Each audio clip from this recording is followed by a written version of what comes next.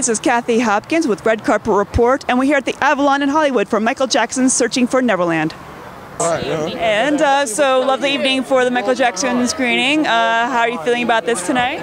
Well, I'm excited about it. You know, I think it's a great story, and I'm glad they're doing it, and I'm glad they're doing it without music. So then it's just about the man and not what he created.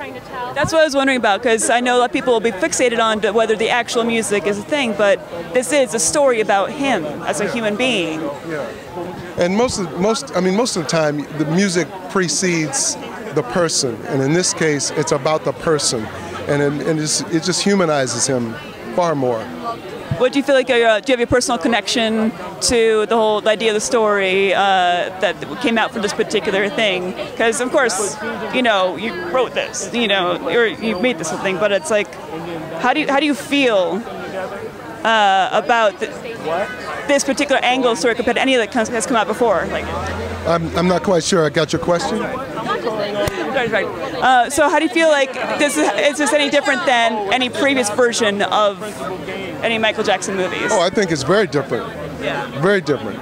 I think it's told from the angle of people who observed it and saw it, the security guards, and so that's a very special point of view, you know, in terms of what their experience was and who they got to know as the man and the person, and that, you know, really motivated them to write the story because they saw how the press and the world sort of reacted and had their own versions of it.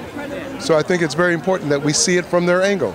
Absolutely. Yeah. And I like this, that he's focused on this as a parent and everything, and it's a beautiful thing, and I can't wait to see how it all turns out. I'm glad you guys get to also participate as well. So. Me too. Me too.